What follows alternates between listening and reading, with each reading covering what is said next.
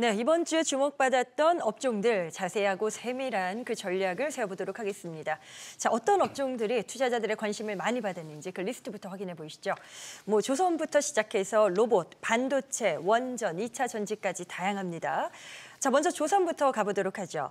한미 정상회담 효과가 있을 거고요. HD, 현대중공업과 미포조선, 합병, 호재 등이 나와주면서 조선주 부각받았습니다. 자, 김동관 대표님. 조선주는 사실 그동안 워낙 또 랠리가 있었기 때문에 지금 자리에서 신규가 가능한가? 이런 점도 궁금해하실 것 같고요. 어떤 전략이 좀 바람직할까요? 그러니까 먼저 답을 드리면요. 네.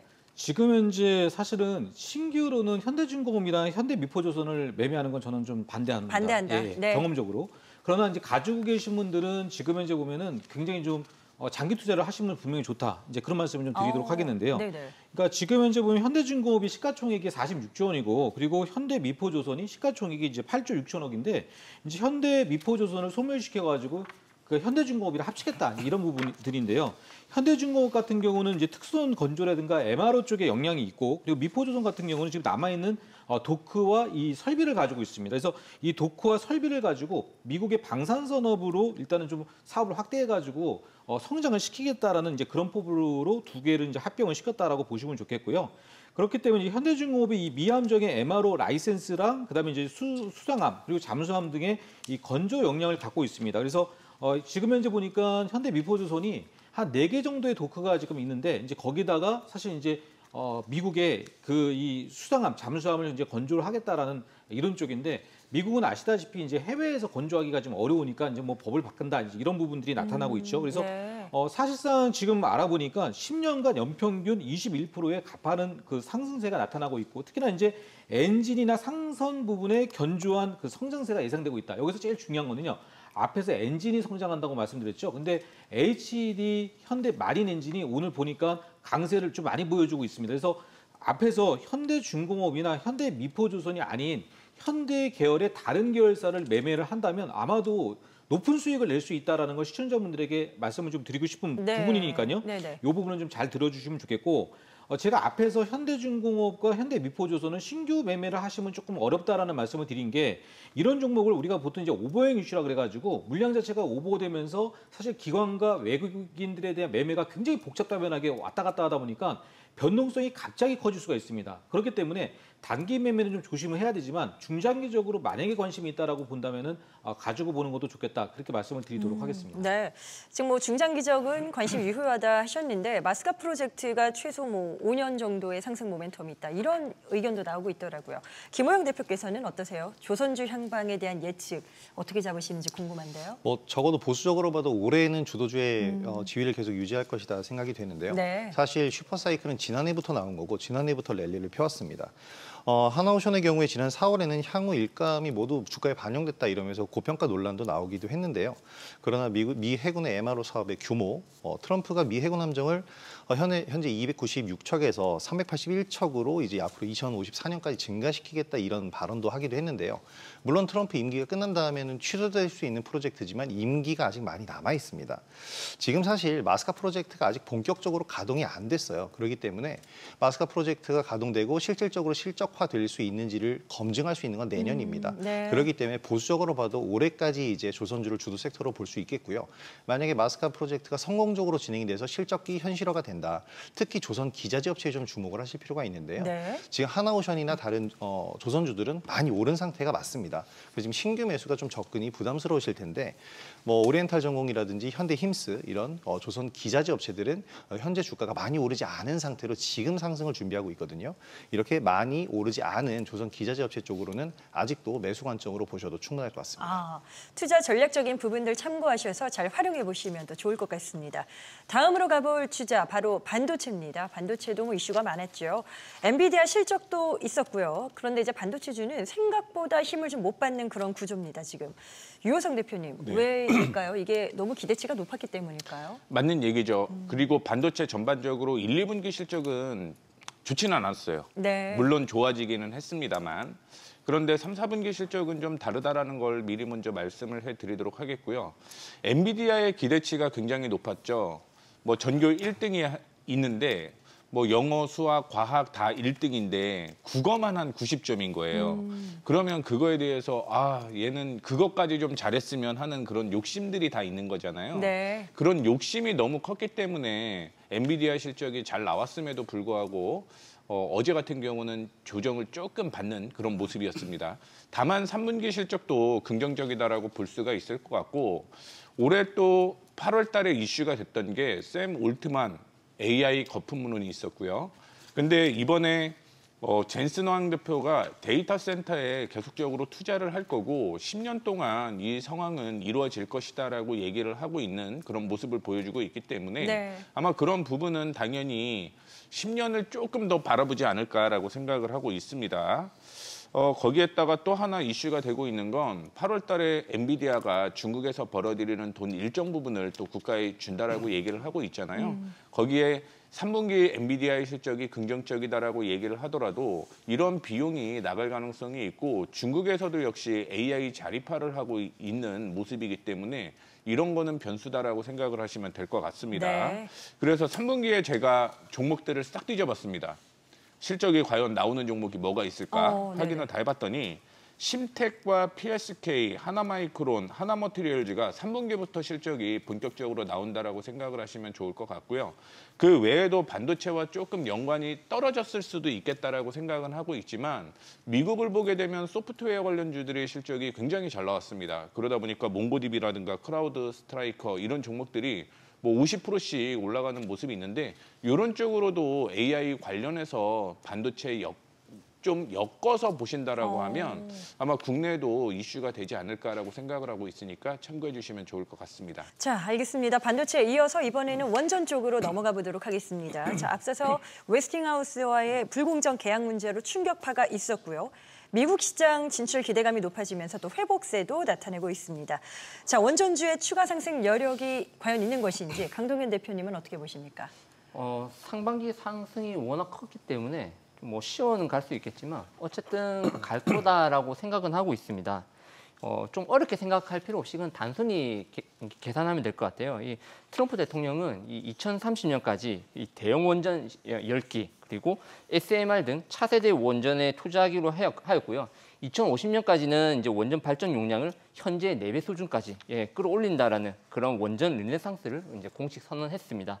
하지만 현재 미국은 설계와 개발은 잘하지만 이 재정 능력이 좀 다소 부족한 상황이거든요. 네네. 그렇기 때문에 우리와의 협력이 좀 필요한 상황입니다. 이 세계적으로 원전 건설에 이제 경쟁력을 가진 나라를 보게 되면은 프랑스 그리고 우리나라, 러시아, 중국 정도 볼 수가 있거든요. 우리가 웨스팅하우스와의 그런 불공정 계약으로 유럽 진출이 안 되는데. 그럼 프랑스는 원전 수출에 있어가지고 유럽 수주에서 그 미국과 직접 경쟁을 해야 되는 그런 상황입니다. 그리고 중국과 러시아 같은 경우는 미국과 협력 자체가 안 되는 나라들이죠. 그렇다고 하면은 이제 남은 거는 조선업 같이 현재 역시 우리나라밖에 안 남게 됩니다. 그 얼만큼 남기는가 이 마진율 부분에 있어가지고 이런 사업 부분이 이제 관건이 되겠지만 협력 관계에 있어가지고는 미국이든 우리든 대안이 없는 상황이고요. 중간중간에 노이즈는 있겠지만 방향성은 우상향으로 이어갈 수 있다라고 생각을 하고 있습니다. 이제 다만 관련주들을 보게 되면은 원전 관련주들이 6월하고 7월에 이제 거의 대부분이 고점을 찍었어요. 그 고점을 돌파한 종목은 BHI 하나 정도 되는데 뭐 그 종목은 일단 넘겨놓고 그 주요 종목군들이 전고점을 넘기지 못한 상황에서 개인들의 신용잔고가 계속 늘고 있거든요. 이 문제가 뭐냐면은 이 주도 업종 같은 경우는 개인들이 신용을 사가지고 같이 수익이 나는 구조를 많이 보기 어려웠을 겁니다. 아마. 그래요? 네. 모든 개인들이 다 이렇게 한 번에 수익을 낸다? 이건 약간 좀 교과서적인 그건 답은 아닌 것 같거든요. 그렇기 때문에 위에서 변동성이 어느 정도 나오고 신용잔고율이 조금 떨어질 때 그럴 때 아마 어느 정도 매물 청산이 되어가지고 주가 상승이 나오지 않을까. 그리고 이게 원전 사업 같은 경우는 단기간에 이루어지는 게 아니라 어쨌든 장기전입니다. 원전을 한 기 짓는다 하더라도 이제 뭐 10년 가까이 이렇게 투자 기간이 들어가는 거기 때문에 조금 여유를 가지고 이제 뭐 한 2배, 3배씩 오른 게 몇 달 안 됐거든요. 그렇기 때문에 여유를 가지고 좀 장기적으로 이렇게 보셨으면 좋겠습니다. 알겠습니다. 원전에 이어서 로봇주도 저희가 좀 깊게 가보도록 하겠습니다. 이쪽도 교포제가 많은데요. 뭐 노란봉투법 통과, 현대차의 대미 추가 투자 이슈가 있었고 여기에다가 정부의 휴머노이드 육성 정책까지 뭐 여러 가지 재료가 나와 있는 그런 상태입니다. 자, 최근에 강세를 보였던 그 흐름이 상승의 연속성을 보여줄 것인가 궁금해지는데 김호영 대표께서는 어떻게 보세요? 이쪽 향방을 예상해 볼 수 있을까요? 뭐 인류 기술의 가장 끝은 휴머노이드 로봇이 아닐까라고 생각합니다. AI와 또 소프트웨어적인 부분, 하드웨어적인 부분이 결합돼서 이제 만들어지는 게 휴머노이드 로봇이니까요. 네. 근데 지금 이번 주에 로봇주가 상승한 이유가 노란봉투법의 통과 이슈가 더 컸다라고 기사가 거의 뭐 도배가 됐는데 사실 좀 씁쓸한 부분이라고 생각을 합니다. 단순하게 생각하면 기업 입장에서 고용에 대한 부담이 느니까 신규 채용을 안 하고 로봇을 쓰겠다라는 부분이잖아요. 당장은 뭐 이렇게 완전히 바뀌는 건 무리다라고 생각이 되는데 테마에는 강력한 재료가 됐습니다. 네. 사람 대신 로봇이 생산하는 걸 이제 스마트 팩토리, 휴머노이드 로봇이랑은 좀 다른 계열로 보셔야 됩니다. 스마트 팩토리라는 부분인데 당장은 규모가 작지만 대기업에서 자본을 본격적으로 투입하기 시작하면 규모가 작은 기업들이거든요. 대부분 이 사업을 진행하는 기업들이 직접적인 수혜가 있을 것이고 그 기대감 때문에 굉장히 급등을 한 겁니다. 현대차가 지금 본격적으로 이제 대미 투자를 확대하면서 북미 지역에 짓는 이 자동차 공장을 모두 이제 로봇이 생산하는 라인으로 바꾸는 게 아니죠. 새롭게 이제 설비를 마련을 하고 있는데 충분히 실현 가능하다라고 생각이 됩니다. 더불어 지금 글로벌 빅테크, 특히 엔비디아가 이번 실적 발표 현장에서 젠슨 왕은 차세대 먹거리로 로보틱스 산업을 얘기를 하기도 했는데요. 이렇게 미래 청사진으로서 엔비디아, 오픈 AI, 뭐 메타 너나 할 것 없이 다들 로봇 사업을 진행을 하고 있기 때문에 우리나라에서 이제 핵심적인 기술을 가진 기업들을 잘 보셔야 될 것 같습니다. 특히 이제 미국 빅테크와 관련 협업 이력이 있는 기업들을 잘 보시면 로보티즈 같은 경우에는 전일 이제 유상증자를 발표하면서 주가가 좀 하락하긴 했지만 오늘 이제 바로 반등을 하면서 이 유증 충격을 해소를 했거든요.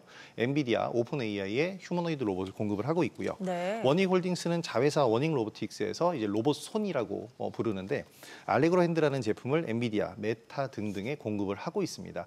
이렇게 휴머노이드 로봇 관련해서 오히려 기술적으로 미국 빅테크와 협업하는 기업들 위주로 보시는 게 앞으로 성장성에는 또 도움이 될 것 같습니다.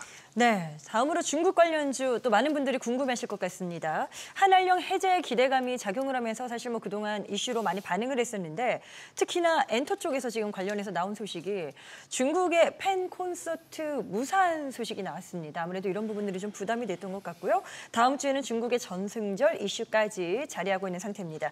자, 강동현 대표님, 중국 관련주에 뭐 여러 가지 재료가 또 나오고 있네요. 뭐 주가도 맞춰서 반응을 할 텐데 투자자분들 어떤 점을 주목하셔야 될까요? 일단 이게 정치 외교적인 부분이랑 굉장히 관련이 깊다 보니까 네. 조금 예상하기 어려운 부분이 있습니다. 이럴 때는 펀드멘털이라든지 아니면은 뭐 실적 이런 부분에 좀 집중을 할 필요가 있다라고 생각이 되는데요.